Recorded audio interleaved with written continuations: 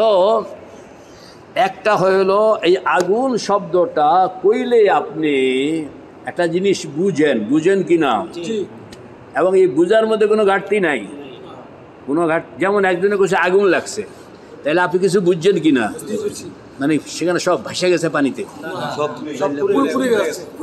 বোঝা গেল আমার জ্ঞানটা এখানে কনফার্ম, যে আমি আগুন শব্দটাকে কনফার্ম জানি, এটা ভাষায় না বরং পোড়ায়, এটা ভাষায় না বরং কি পোড়ায়।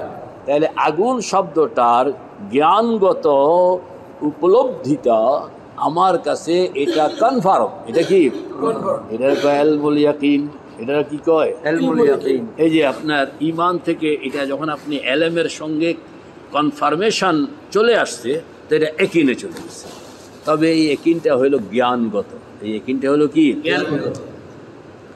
এরপরে দেখলেন এক জায়গায় আগুন লাগছে, আগুন সব কিছু পোড়াইয়া ভস্ম করতেছে, তাইলে আগের জানা আগুন আর এখন দেখা আগুন, আগের জানা আগুন এখন কি দুইটার মধ্যে বেশ কম আছে। দুইটার মধ্যে কি আছে, মেয়েটা কিরকম জালাল, খুব সুন্দরী, আর কিরকম নাক চোখা, আর কিরকম গাল টসটসে, আর কিরকম রং ফর্সা, অনেক কিছু কইব, পুরো এক বই লিখে লাইছে।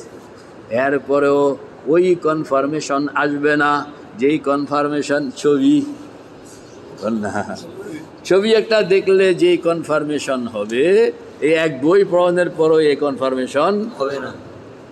এটা হলো আইনুল ইয়াকিন, এটা হলো কি আইনুল ইয়াকিন। সারা বইপত্র পড়লেন, আল্লাহু আকবার, আগুন সম্পর্কে জানলেন, এটা জানছেন এই, কিন্তু এক জায়গায় যান না যেখানে আগুন লাগছে, তাহলে বুঝবেন যে আগুন কারে কয়, আগুন কারে।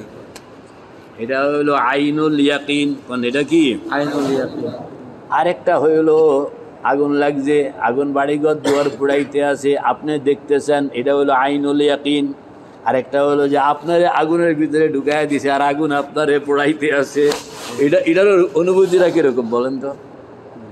দেখানো হচ্ছে এটা বেশি না কম? কত বেশি? অনেক। এটা হলো হাক্কুল ইয়াকিন, এটা হলো কি হাক্কুল ইয়াকিন। কয়টা হলো? ইলমুল ইয়াকিন, আইনুল ইয়াকিন, হাক্কুল ইয়াকিন। আবার কোন? আইনুল ইয়াকিন, আইনুল ইয়াকিন, হাক্কুল ইয়াকিন।